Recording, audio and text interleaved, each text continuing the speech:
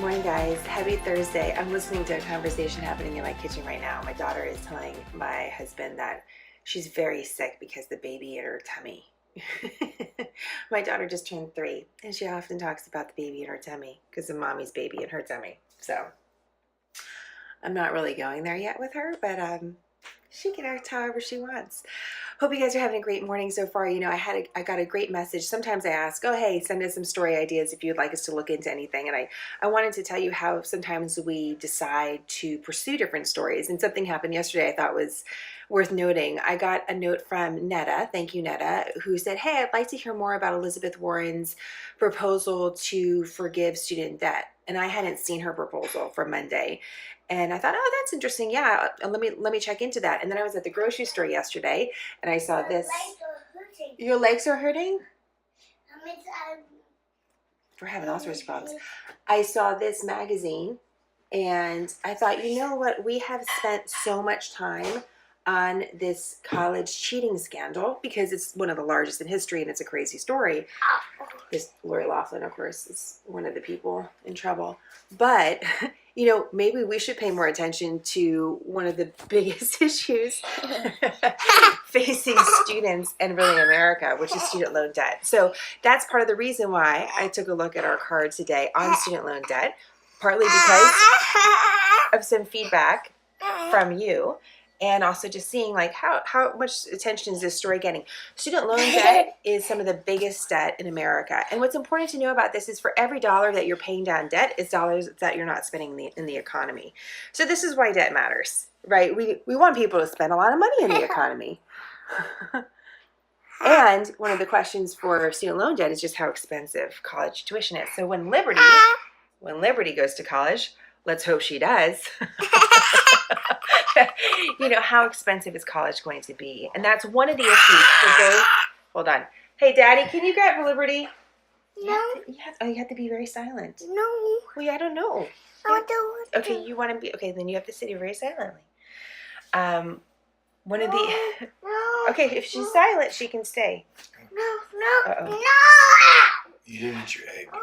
Here, No. come eat your egg. No. No, I don't need you. No. My tummy. Sorry about that. But when Daddy's home and I can get 5 minutes, we're going to get 5 minutes. So one of the issues is we're seeing tuitions continue to grow, and nothing is necessarily stopping the tuitions from growing. So while both Democrats and Republicans have put forward plans to help alleviate the burden of student debt, in part because we want this money to come to the economy, the question is, are we really addressing the root of the problem, which is how expensive it is to go to college? Now, there are some that make the argument, hey, like, it's a really good investment. And those with college degrees have an unemployment rate that's much lower than those without.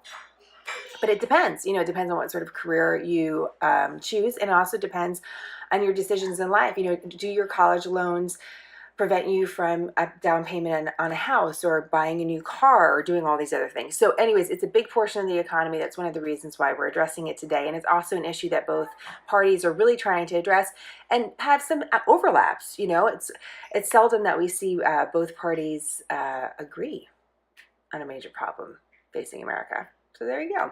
Speaking of problems facing America, we did get some news this morning. We were waking up to the news that former Vice President Joe Biden is officially running for president. And I think the timing of this is really interesting. And I just want to point this out.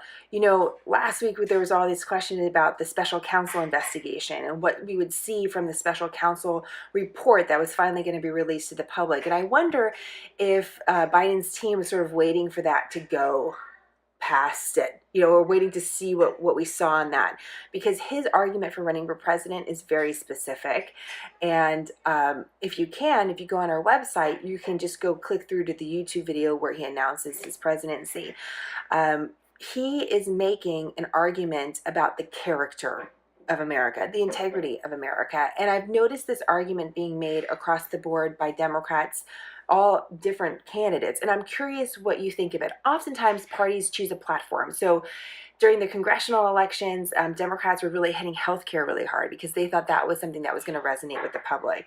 And it worked. I mean, Democrats won back seats in the House of Representatives and beyond. So that was a platform that they used. What Joe Biden is doing today is he's talking about the character of America, and it's almost a moral argument that Democrats are making. Hey, don't vote for President Trump. He doesn't have the right character, the integrity, the morals that are going to reflect America.